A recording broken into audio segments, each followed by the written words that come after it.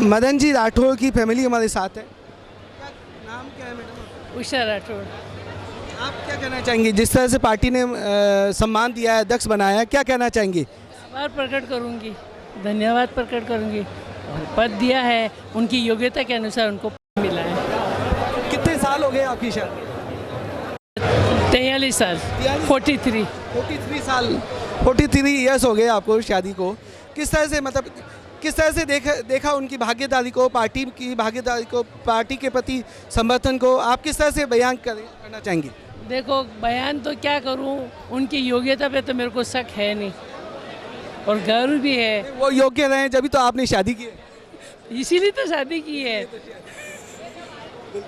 इसीलिए किस तरह से आप कहना चाहेंगी रोजमर्रा की जिंदगी में उस तरह से पार्टी के प्रति उनका समर्पण किस तरह से आप बताना चाहेंगे? देखो, उनका क्या है, पहला कर्तव्य पार्टी होता है और मेरा पहला कर्तव्य घर होता है और उनको सपोर्ट करना होता है। तो मैं दोनों का मीडिएटर हूँ, पति के प्रति, परिवार के प्रति। सामंजस्य बिठाने में आपका महत्वपूर्ण रोल रहा है। तो रहेगा ही। जब फेरे लिए तो 7 वचन दिए तो पूरा करना ही है। कैसा अभी अध्यक्ष बनने के बाद कैसे फील आ रहा है आपको? कैसे मतलब? बहुत अच्छा फील हो रहा है, खुशी हो रहा है, उनके ऊपर बड़ा गर्व महसूस हो रहा है। कोई ऐसी विशेष घटना का जिक्र जो पार्टी के प्रति उनका समर्थन दिखा, क्या आप कहना चाहेंगी?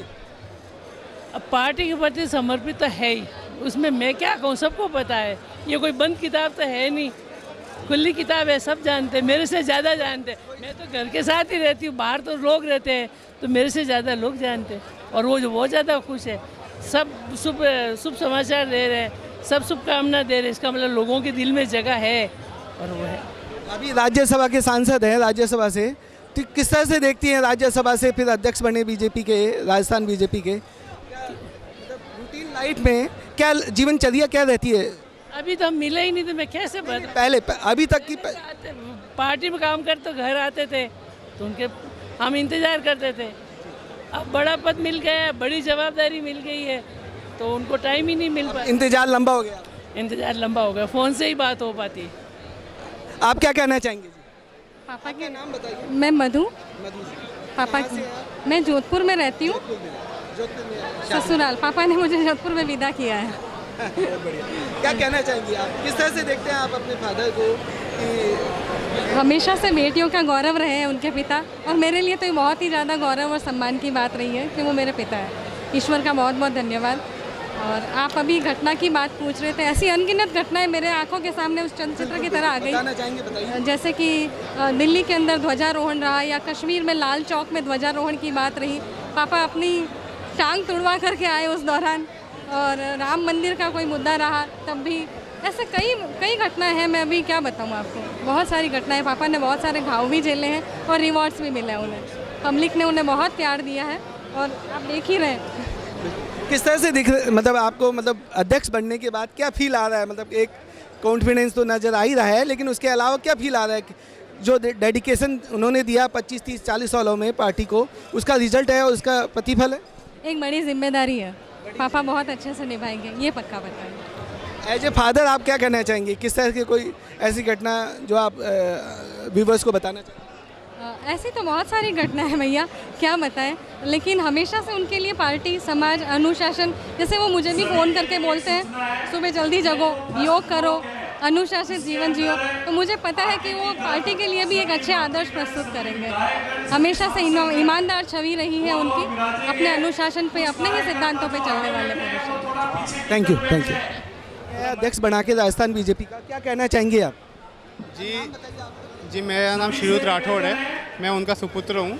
और पार्टी का मैं बहुत बहुत धन्यवाद देना चाहूँगा कि उन्होंने मेरे पिताजी की कार्य क्षमता को पहचाना और उनको इतनी बड़ी जिम्मेदारी दी, इतना बड़ा पदभार दिया। और मुझे पूर्ण विश्वास है कि मेरे पिताजी इस जिम्मेदारी का पूर्णतः निर्वहन करेंगे। क्या मतलब प्रोफेशनली आप क्या हैं, क्या करते हैं? क्या बिजनेस में हैं या जॉब में? जी फ़िलहाल तो मैं एक स्टूडेंट हूँ जो आम आदमी, मेरे पिताजी हमेशा से हम आम आदमी की तरह रहे, तो उनका पुत्र होकर भी मैं एक आम आदमी की तरह ही रहता हूँ।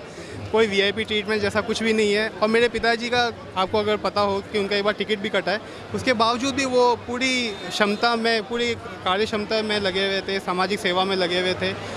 जब उनको कोई पद नहीं भी था तब भी वो सामाजिक सेवा में थे, और अब इतना बड़ा पद मिला, इतनी बड़ी जिम्मेदारी मिली है, तो वो अब सामाजिक सेवा को और अच्छे से पूर्ण करेंगे।